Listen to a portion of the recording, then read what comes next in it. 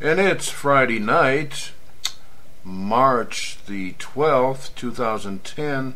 Actually, it's a little past midnight, so that would make it Saturday, March 13th. And I'm Dennis Hudson at orangequant.com. We have here Hurricane11. We're getting near the end of the series, and in this video, we're just going to look basically at two charts. One is the SPY and one is the VIX, and we're looking at both of them with h2o5. And I got a little surprise for you, something that you can work on yourself. Couple surprises. And so let's pretty much get to it.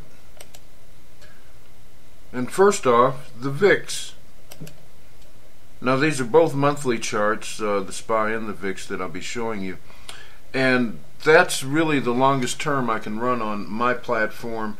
If you have a platform where you can run a longer term, quarterly or something like that, by all means do it and post the video there. We're under the video comments section. Be glad to see it.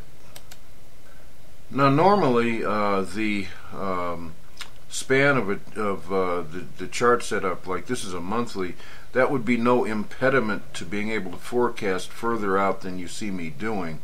It's just it would have involved so many complex lines. We'll just take this for what it is here. We're showing inflections at March of 2010, that's this month, and remember these dates, please. March 2010 and June of 2010, and this is on the VIX with h2o5. And I say please remember the dates because you're going to see something remarkably similar pop up on the SPY. So I created these two inflection points. As you can see, they're circled down below, and I should draw in here, just for intellectual purity, I'm going to draw in this in red. There was a little piece of h2o5 right there that I just added, so you know where that is and how these trend lines were derived. And the purple lines, or pink, whatever you call them, that defines one inflection. The light blue pair defines the other inflection. Okay, so you got March 2010 and June 2010 inflections. I can't find inflections in between there, but maybe you can. So here is a little surprise for you.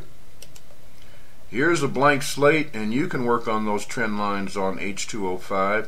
And remember, it doesn't matter. I'm just going to draw one for you. It doesn't matter that you cross things. Like, let's say you wanted to draw a trend line like that. Actually, that would be acceptable. Okay, so don't worry about it. If you can find trend lines in between these dates, it'd probably benefit you. Okay, let me get rid of that one. So just pause the video and make a copy of this, and then you can put it in your draw program or print it out and work on it yourself if you like.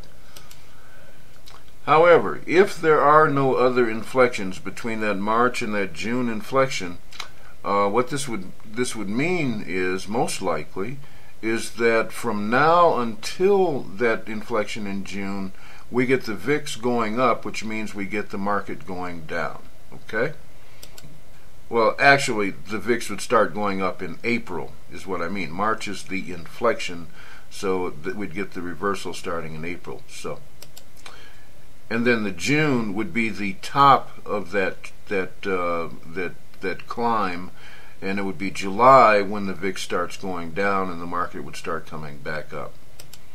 Now here's the SPY with h2o5, and you can see in late June of 2010 the inflection there, and there's a red dot to the left of where that inflection occurs, and that's actually the end of March. So we could expect that this is going to continue to climb a little bit, the SPY, through the rest of March, but then that's it. It should start down there towards to the end of June, or sometime in June. Remember I said, remember the dates, because they're comparable. That's late June of 2010, and we have June of 2010 on the VIX. Okay, now for your second surprise here is the VIX, a blank slate for you to work on. Not the VIX, that's not what I want. I want the SPY as a blank slate for you to work on. And you can just pause this and make a copy of it and go from there. So you don't know how to make a copy, maybe. For those of you who don't, you have a key on your keyboard that says PRTSC, or it says print screen, and that's what you would hit, and that makes a copy.